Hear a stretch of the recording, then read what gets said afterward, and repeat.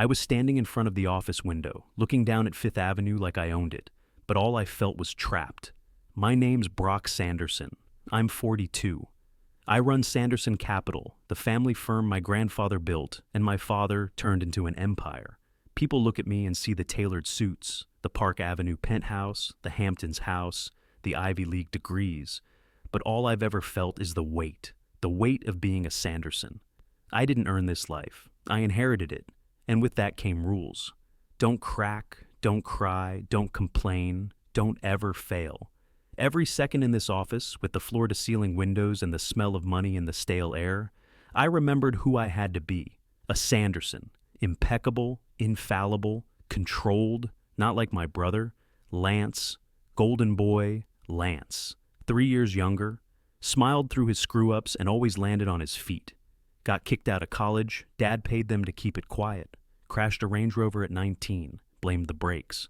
Mom said it wasn't his fault. He was sensitive. Sensitive? The guy could burn the house down, and Mom would hand him the matches again. Meanwhile, I got screamed at for getting an A- in calculus. I remember once, I was 12, spilled grape juice on the marble kitchen floor. My dad ripped into me like I'd torched the Constitution. Same week, Lance broke the neighbor's window playing baseball, and Mom actually laughed. Said boys would be boys. I learned real quick. Perfection was expected from me. Excused for him. I kept my head down. I did what I was told. Prep school, Princeton, Harvard business, then straight into the firm. No questions, no detours. I became the guy who handled everything. Dad's right hand, the fixer. And guess what? I hated it. But hating it wasn't an option. Lance lived free. I live correct. If there's one person who sees the truth, it's Olivia. My wife. She's not from money, didn't grow up in our world, but somehow she sees right through the performance. The Sanderson mask. She doesn't care about the firm or the legacy or the press. She cares about me, the guy underneath it all, the man who hasn't breathed easy in decades. Some days, she's the only thing that keeps me grounded, makes me think I'm not crazy for noticing how screwed up this whole dynasty really is. Quick note, before we get deeper, share which city or country you're watching from. That morning, I thought things were under control. Then my phone rang. And everything I thought I knew about our family blew wide open. The phone rang again before I could sit down. This time, it was Lance. Brock, listen, man, I need to see you. Today. Like, right now. Can we meet? His voice was high and jittery, like he was on something or running from something. Probably both. What's going on? I'll explain in person, please. Don't tell Mom or Dad I called you. Click. He hung up. I was still staring at the screen when it rang a third time. Our mother. Her tone was ice.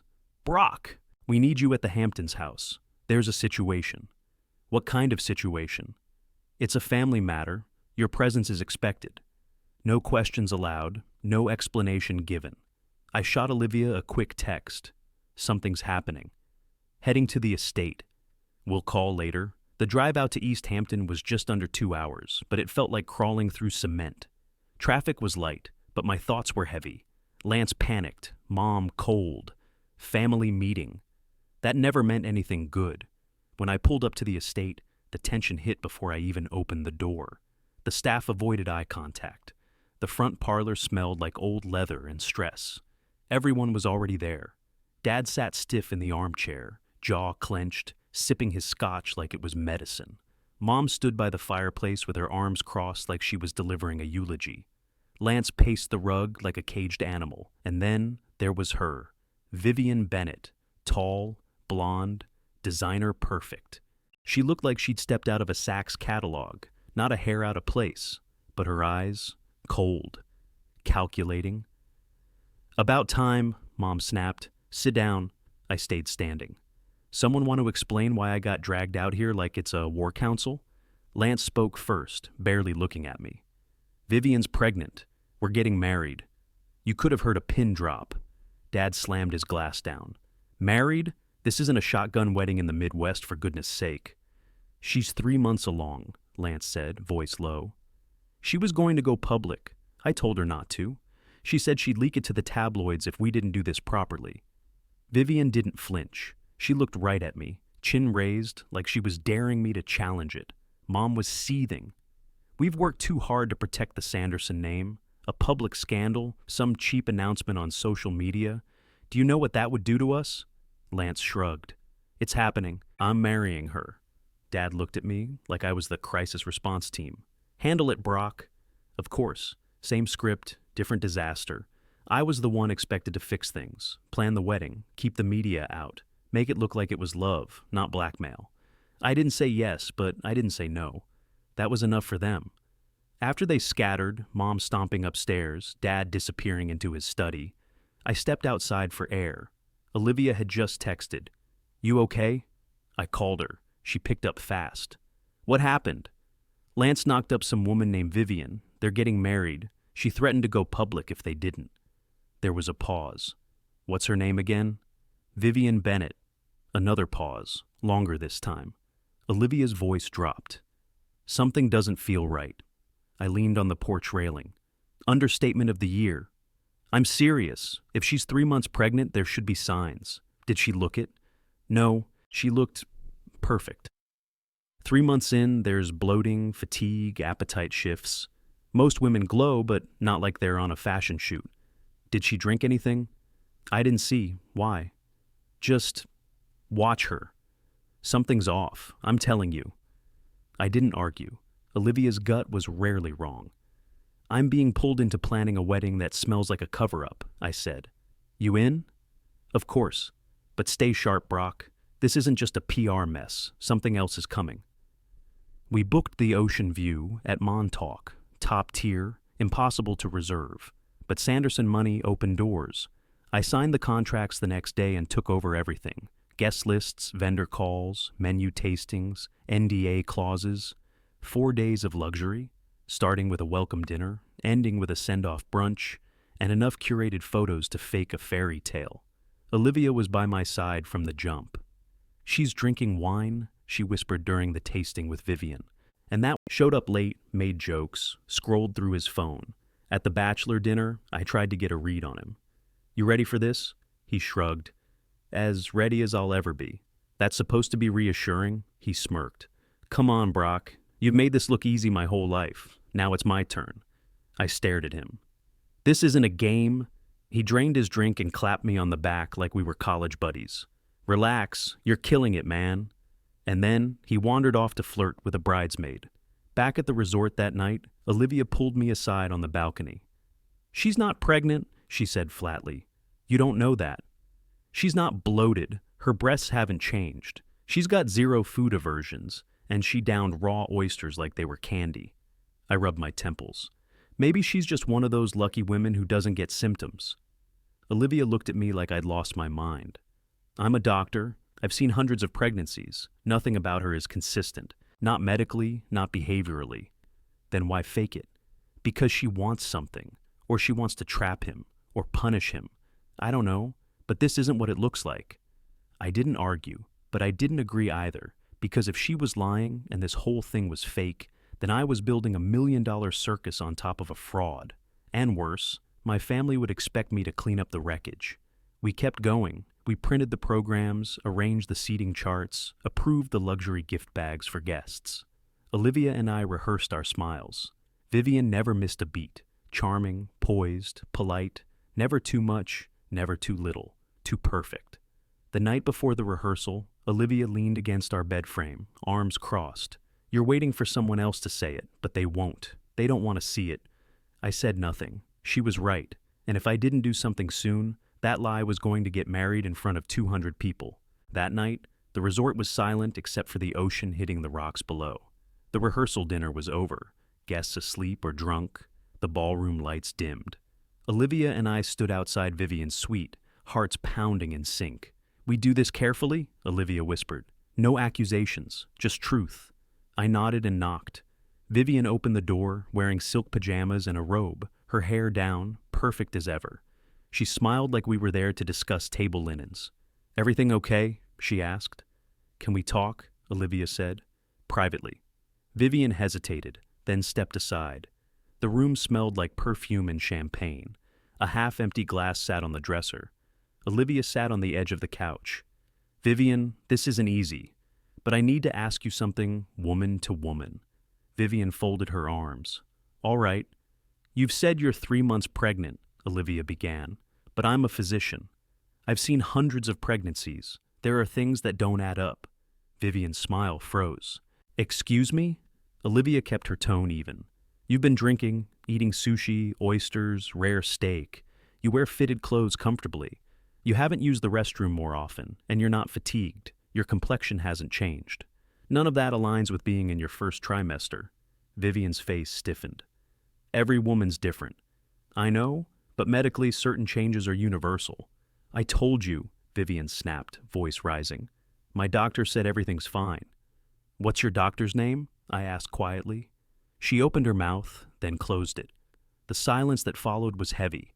I could hear the ocean outside, the soft clink of ice melting in the glass on the dresser. Olivia leaned forward. Vivian, we're not here to judge you. We just want the truth. Vivian's chin trembled. You think I made this up? I think you're carrying something, Olivia said gently. But maybe not a baby. That broke her. She covered her face and started to shake. The first sob was small, almost strangled. Then it all poured out. I was pregnant, she said between breaths. 2 years ago, with Lance's baby. I froze. He said he wasn't ready, said it would ruin his life. He begged me to take care of it. So I did. And something went wrong. I hemorrhaged. They told me afterward I couldn't have kids anymore. She wiped her eyes with the back of her hand. He promised to stay with me. For months he came around, said he loved me. Then he just stopped, ghosted me. I called, texted, he blocked me. I tried to move on, but when I saw him on social media bragging about his perfect life, She looked up at me, eyes red and raw. I wanted him to face what he did. I wanted him to feel it. I felt the anger building under my ribs. So you faked the pregnancy. She nodded slowly. It was the only way he'd face me. I figured once the wedding was announced, I'd tell the truth, disappear, let his reputation rot with him. Olivia sat beside her, hand on her arm. You've been through a lot. Vivian laughed bitterly. Don't waste sympathy. I know what I did. I looked at her, this polished, wounded woman who detonated her own life just to be heard. And I saw it clearly. She wasn't a manipulator. She was collateral damage in my brother's selfish orbit. Vivian stood and wiped her tears. I'll tell them tomorrow. I'll disappear. You won't have to deal with me again. No, I said. You're not going anywhere. She stared at me, startled. What? You're going through with the wedding. Olivia turned toward me. Brock, I'm serious, I said. You walk away now, Lance wins again. He skates by, gets sympathy, blames you, moves on. Not this time. He made this mess. He's going to stand in it. Vivian swallowed hard. You want me to marry him, knowing it's fake? I want you to let him hang himself with his own lies, and I'll make sure he does. Olivia didn't argue after that. She just looked at me, seeing something shift inside me, something that had been waiting years to break loose. Vivian nodded slowly. All right, tomorrow then. As we left the suite, the hallway was dark except for a single exit light. Olivia caught my arm. You know this could blow up everything. It already has, I said. Now we finish it. Morning hit like a punch to the chest. I was up before the sun, double-checking the resort staff, confirming vendors, locking in press blackouts. Hair, makeup, florals, lighting, catering, flawless. I made sure of it. Nothing would crack on the outside. Not yet. By 9 a.m., the entire Ocean View Resort looked like a movie set. White roses everywhere. Crystal chandeliers hung from the tent ceiling like icicles. Champagne flutes clinked against gold-rimmed plates. String quartet warming up under the arched entrance. Everything screamed money and class, and under all that gloss, a complete circus.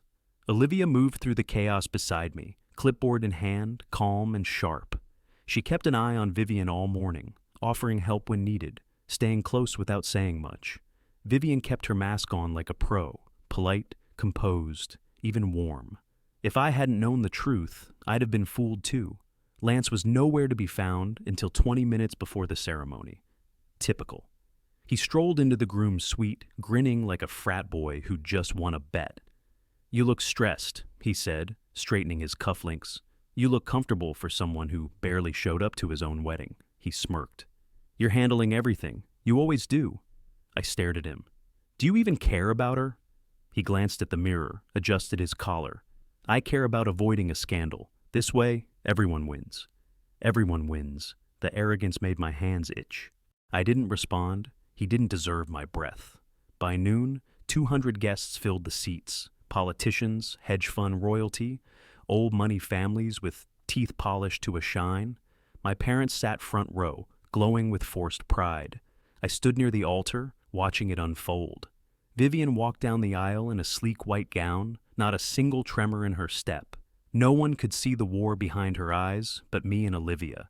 She was brilliant, charming the crowd, locking eyes with Lance, smiling like she meant it. Lance looked like the king of the world, cocky, confident. He slipped the ring on her finger like it was nothing. Said his vows like he was reading from a script. I wanted to yell, "She's not pregnant.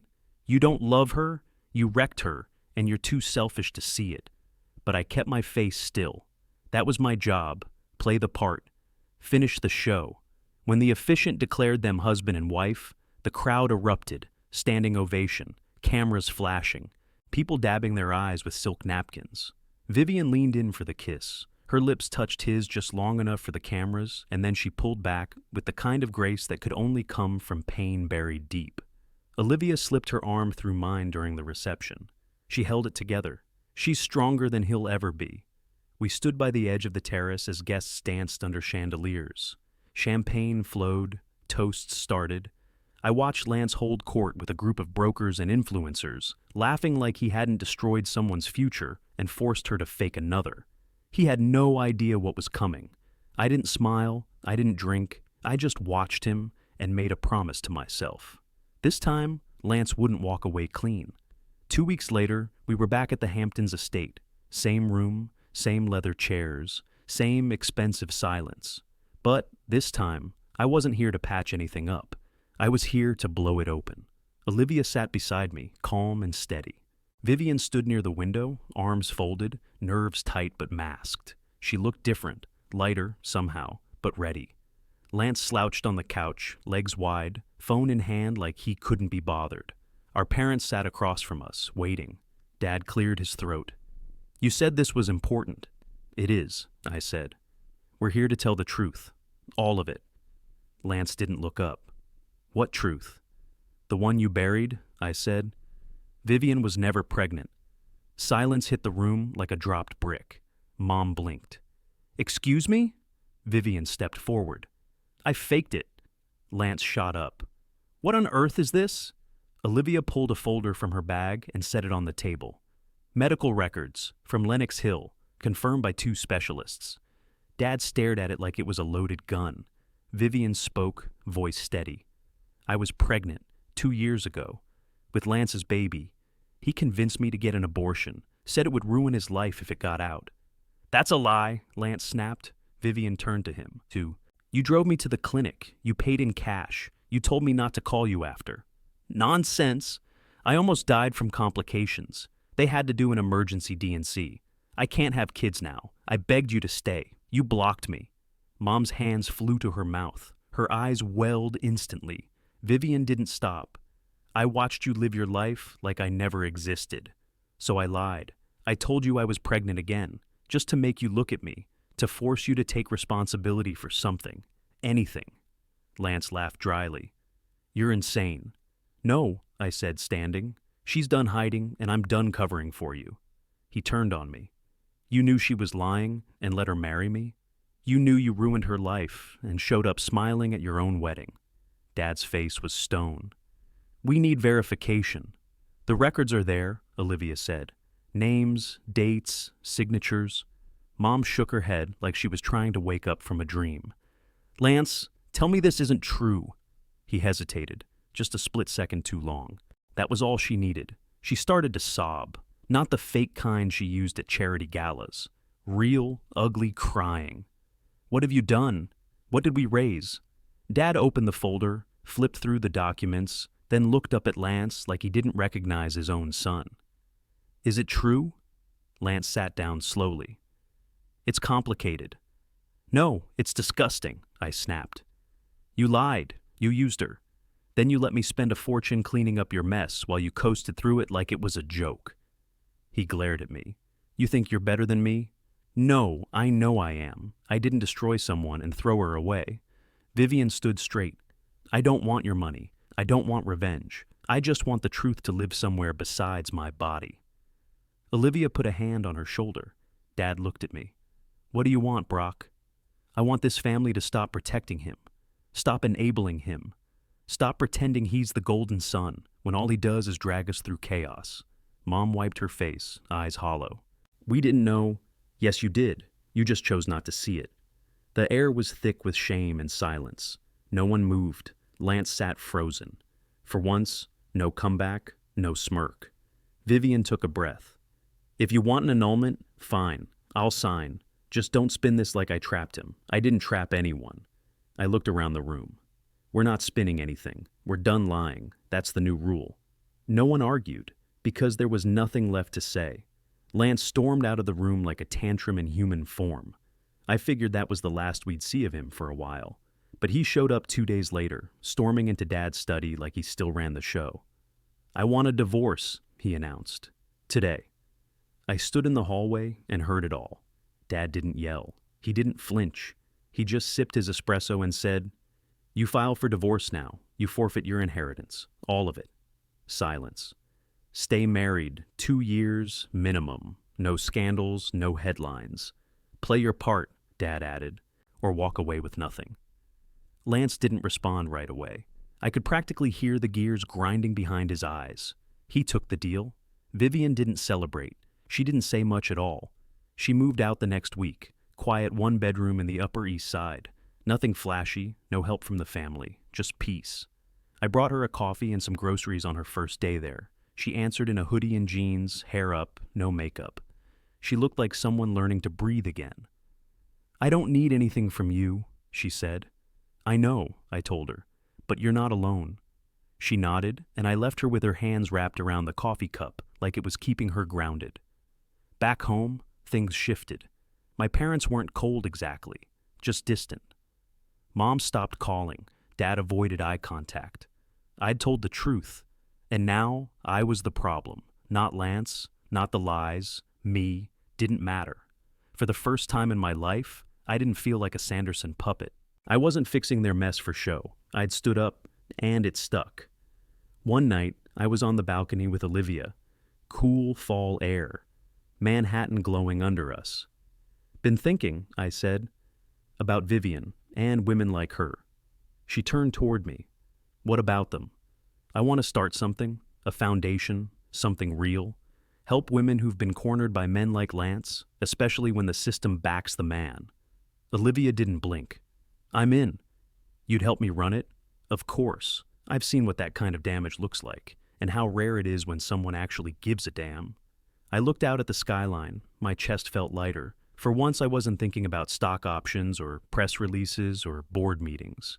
I was thinking about impact, about building something that didn't need to be hidden behind a marble wall or a family name.